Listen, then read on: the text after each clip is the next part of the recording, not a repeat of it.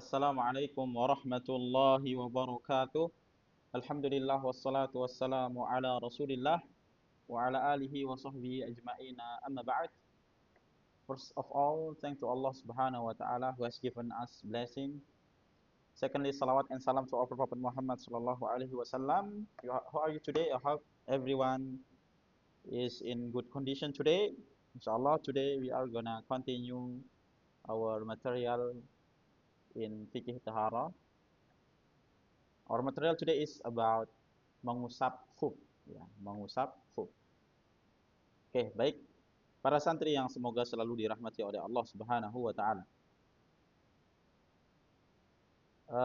Materi kita pada kesempatan kali ini adalah mengusap khuf atau mengusap sepatu. Kita bahasakan sepatu saja. Dan ini bentuk rukhsah dari Allah Subhanahu wa taala kepada kita semua sebagai umat Islam.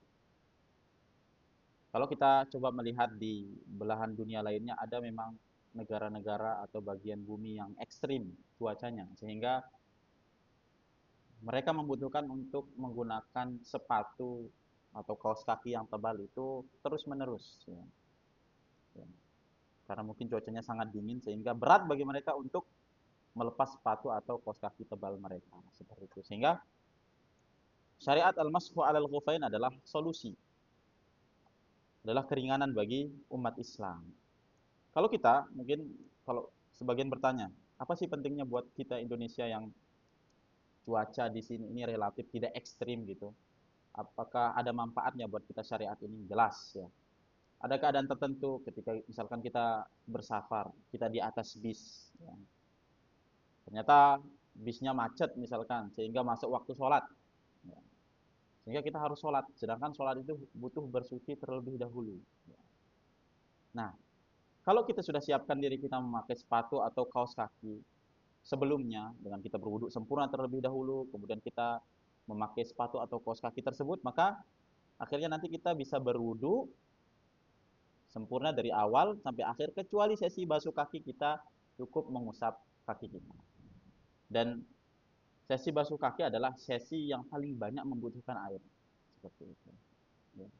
Nah, ini salah satu kondisi yang menunjukkan betapa pentingnya syariat ini bahkan untuk kita warga negara Indonesia yang cuaca di sini relatif tidak ekstrim, tapi kondisi-kondisi tertentu kita membutuhkan syariat ini. Oke, kita masuk ya. Al-mas'u 'alal khufain, khuf itu mengusap sepatu itu apa yang disebut dengan khufain? Khuf adalah apa yang dipakai di kaki yang dahulu mayoritas itu terbuat dari kulit ya. Tapi apapun hari ini yang menutup kaki yang disebut dengan sepatu atau kaos kaki yang tebal, maka itu termasuk dalam khuf. Ya. Ada pembahasan terkait kaos kaki, apakah dia termasuk khuf atau tidak, nanti kita akan bahas. Oke, secara umum hukum mengusap khuf adalah boleh, dan itu keringanan dari Allah Subhanahu wa taala. Dalilnya banyak sekali ya. Bahkan dalil-dalil tersebut diriwayatkan secara mutawatir ya. Dan Imam Ahmad menyebutkan seperti itu. Kemudian ijma' para ulama bahwasanya syariat ini sah ya adanya sesuai dengan dalil yang datang kepada kita. Dan permasalahan ini seringkali juga dibahas di masalah akidah. Karena ini salah satu pembeda kita dengan Ahlus Sunnah dengan Syiah. Di mana Syiah tidak menganggap ya, tidak menganggap adanya syariat al-mashu 'alal khuffain. Oke. Kemudian kondisinya bebas. Kondisi kita bisa melakukan syariat al-mashu 'alal khuffain sunnah ini baik dalam kondisi safar maupun tidak safar, seperti itu. Oke. Terus bagaimana tata caranya? Tata caranya adalah diusap bagian atasnya. Sebagaimana penuturan dari Ali radhiyallahu taala anhu. Dan ini menunjukkan bahwasanya agama itu dengan wahyu, bukan dengan akal semata. Karena kalau kita mengatakan agama itu harus berdasarkan akal kita yang kerdil ini, ternyata syariat pengusapan khuf itu pengusapannya di atas sepatu, bagian atas, mayoritas atas sepatu, bagian atas sepatu. Kata Ali radhiyallahu taala anhu, seandainya agama itu berdasarkan akal, nih saya bagian bawah khuf lebih patut untuk diusap daripada bagian atasnya. Kenapa? Karena bagian bawahlah yang banyak terkena dengan kotoran. Seperti itu. Baik, selanjutnya. Namun syariat ini, syariat pengusapan khuf atau sepatu ini mempunyai beberapa syarat yang harus kita penuhi kalau kita mau melakukannya. Yang pertama, keadaan suci. Ya, bagi orang yang akan melakukan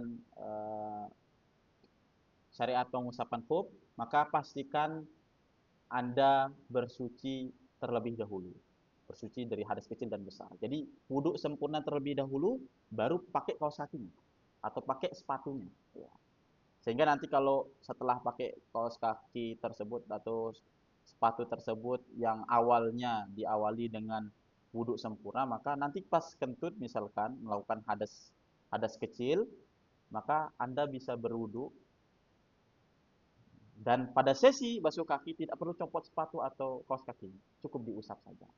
Jadi syarat yang pertama adalah keadaan kita suci terlebih dahulu sebelum memakai sepatu tersebut atau kop tersebut.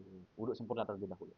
Kemudian yang kedua, sepatu tersebut atau kaos kaki tebal tersebut harus menutupi bagian wajib yang dibasuh dari kaki kita.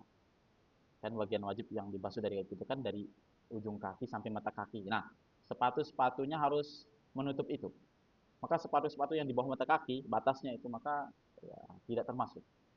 Ya, tidak termasuk. Mungkin sepatu boot atau sepatu tentara atau sepatu gunung yang tinggi dia sampai di atas mata kaki menutupinya, maka itu yang termasuk memenuhi syarat. Ya. Tapi bisa juga nanti kita akan bahas kaos kaki. Ustadz, saya pakainya kaos kaki, walaupun sepatunya itu di bawah mata kaki, dia nggak terlalu tinggi, dia pendek biasa. Tapi saya pakainya kaos kakinya Ustaz. Artinya nanti kalau udu itu saya lepas sepatu, tapi nggak lepas kaos kaki, cuma mengusap kaos kakinya. Itu boleh seperti itu. Karena berarti di sini yang menjadi patokan adalah kaos kakinya. Ya, maka kaos kaki yang tebal tersebut harus menutupi mata kaki. Yang kedua, yang ketiga, maaf, yang ketiga khufnya harus mubah dan halal. Ya, khufnya tidak boleh barang curian.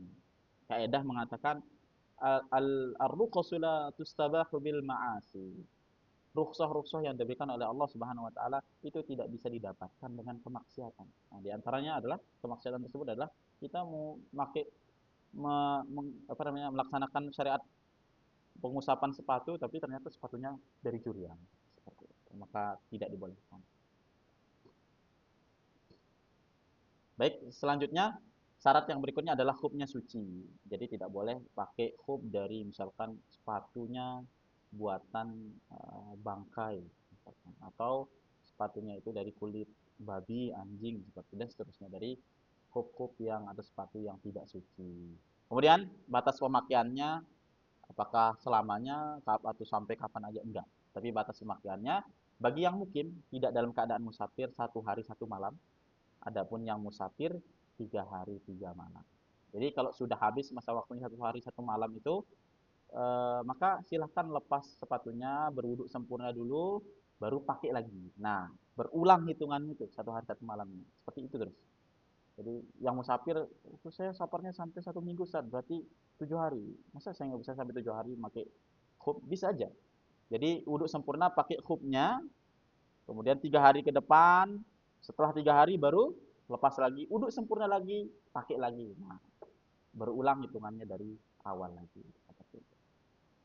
Ustaz, apa yang 3 hari atau 1 hari ini itu patokan mulainya hitungannya itu dari kapan? Patokannya adalah masa mengusap dimulai dari hadas setelah memakai khuf. Contoh, misalkan antum wudhu sempurna pakai khuf itu sepatu itu jam 7. Kemudian jam 9 antum kentut. Nah, jam 10 antum wudhu untuk sholat duha misalkan tanpa melepas khufnya. Maka masa pengusapan dimulai dari hadas setelah memakai khuf yaitu jam 9 tadi. Oke? Baik, insyaallah jelas. Kemudian seterusnya ya, tadi harusnya ini saya sampaikan awal bahwasanya secara umum kalau anggota wudhu kita itu tanpa penutup, kita wajib untuk eh, membasuhnya. Wajah, tangan, kaki itu dibasuh, kecuali kepala nanti diusap ya. Adapun kondisi-kondisi anggota wudhu tersebut ditutup, nah itulah syariat pengusapan khuf tadi. Contohnya, anggota wudhu kita yaitu kaki kita itu ternyata tertutup dengan khuf atau kita pakai sepatu yang kita berat untuk membukanya. Nanti ini berlaku syariat ini. Atau yang pakai surban, nah, surban juga bisa diusap. Surban tersebut tidak harus dilepas surbannya ketika wudhu mengusap kepala enggak. Cukup mengusap surban tersebut, bagian atas surban tersebut. Kemudian yang pakai kerudung juga para wanita, maka dia tidak harus melepas kerudungnya, cukup dia mengusap kerudung tersebut, bagian atas kerudung tersebut. Kemudian yang terakhir namanya jabirah. Jabirah ini penutup bagian anggota wudhu kita yang terkena penyakit atau patah tulang mungkin. Misalkan kakinya patah tulang, dikasih gips atau dikasih plester atau dikasih perban, maka setiap wudhu tidak harus dilepas perban atau gips tersebut. Kasihan juga kan? Maka cukup wudhu sempurna pada bagian yang memungkinkan untuk dibasuh. Nah, sesi pembasuhan bagian yang tertutup dengan gips ini, jabirah ini, maka bisa diusap bagian jabirah. Jadi bedanya tiga hal ini, khuf, surban, kerudung dengan jabirah, gips itu, maka bedanya cuma pengusapannya saja. Kalau ini bagian atasnya saja yang diusap. Khuf, surban, kerudung bagian mayoritas atasnya. Kalau jabirah itu yang diusap seluruhnya. Jadi misalkan tangan antum nih harus pakai gips nih. Yang diusap seluruhnya.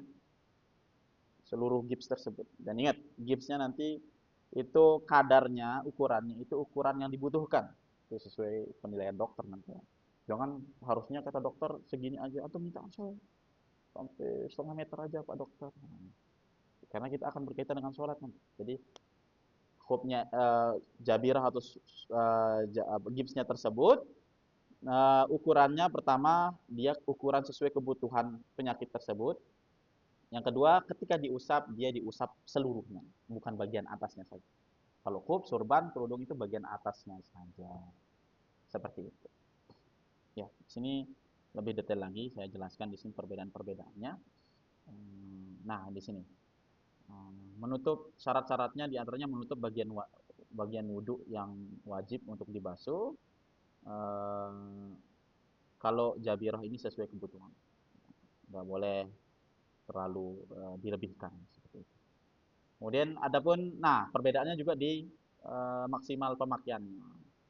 Tadi khuf, kerudung, serban itu ada maksimal masa pakainya karena kita wudhu sempurna dulu di awal kan. Nah kalau habis masa pakainya ini silahkan dilepas, bisa wudhu sempurna lagi baru dipakai lagi. Kalau jabiroh karena dia kondisinya sakit nih, kondisi darurat ya, itu sesuai kebutuhan sampai dia sembuh. Ya. Jadi antum nggak mungkin nyuruh orang yang patah tulang, oh ini sudah 1 hari atau 3 hari gitu. Lepas dulu gipsnya, wudhu sempurna dulu baru pakai. Enggak seperti itu. Oke, yang terakhir kita masuk ke pembatalnya. Oke, yang pertama pembatalnya adalah junub atau hadas besar. Jadi pengusapan khuf ini kita pakai wudhu, kemudian sesi basuh kakinya diusap khufnya itu hanya berlaku pada hadas kecil, kentut misalkan. Tapi kalau ternyata mimpi basah atau junub, maka harus dilepas sepatunya dan harus mandi seperti itu. Yang kedua, pembatal yang kedua adalah eh, ketika khufnya atau kaos kakinya itu menutupi hanya sebagian kaki, sebagian lainnya terlihat, maka ini membatalkan atau tidak sah. Ya. Kemudian yang berikutnya melepaskan khuf. Ya, orang yang misalkan dia tadi dia sudah masang khuf, wudhu sempurna, kemudian pasang khufnya, kemudian dia kentut, wudhu dia. Ternyata setelah itu mau sholat dilepas khufnya. Ini ingat, wudhu Anda itu sesi basuh kakinya Anda mengusap khuf Anda. Tapi sekarang malah Anda melepas khuf Anda, maka batallah pengusapan khuf tadi. Maka harus wudhu kembali. Dan yang ketiga, habisnya masa mengusap tadi. Sudah kita jelaskan tadi, yang safar itu 3 hari 3 malam, yang mukim itu 1 hari 1 malam. Seperti itu. Baik, insya Allah ini yang bisa kita sampaikan pada kesempatan kali ini. Eh, Kalau ada pertanyaan bisa japri Ustadz ya.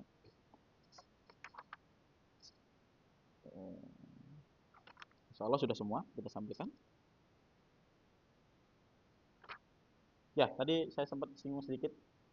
Ustadz itu kan dulu kan hadis-hadis yang datang kepada kita itu adalah berkaitan dengan khuf, sepatu. Ya. Bagaimana dengan kaos kaki Ustadz? Ya, tadi Anda sebut kaos kaki misalkan. Oke, baik. Benar, hadis yang datang kepada kita adalah hadis dari Nabi Shallallahu Alaihi Wasallam riwayat bahwasanya Nabi itu memakai khuf. Ada hadis yang diriwayatkan bahwasanya beliau mengusap kaos kaki, tapi hadisnya dhaif. Ya. Tapi apakah dengan seperti itu kita tidak bisa melaksanakan syariat mengusap kaos kaki? Tetap bisa insya Allah. Kenapa? Karena diriwayatkan dari para sahabat, hampir 13 sahabat, iya 13 sahabat lebih. Mereka diriwayatkan bahwasanya mereka mengusap kaos kaki. Jadi syariat ini berlaku untuk khuf, sepatu, berlaku juga untuk kaos kaki. Cuma memang ulama memperinci, mayoritas mengatakan kaos kakinya itu harus kaos kaki yang tebal. Apa ukuran tebalnya Ustadz? Ukurannya adalah dia bisa dipakai jalan. Dia nggak robek kalau dipakai jalan. Di jalan, ya di jalan secara umum. Ya. Tapi kalau kaos kakinya tipis, mayoritas ulama tidak membolehkan. Kecuali sebagian ulama, di antaranya Syekh Shalih Al Utsaimin seperti itu. Ya. Jadi boleh nggak? Pertanyaannya boleh nggak untuk mengusap kaos kaki tidak sepatu? Boleh. Dan itu diriwayatkan dari para sahabat, 13 sahabat, dan tidak ada yang mengingkari, maka disebutkan oleh para ulama itu merupakan ijma sukuti, namanya kesepakatan yang tapi sifatnya tidak diucapkan karena ada yang melakukan tidak diingkari, maka itu adalah ijma sukuti. Syukran barakallahu fikum. Ini yang bisa kita sampaikan pada kesempatan kali ini. Assalamualaikum warahmatullahi wabarakatuh.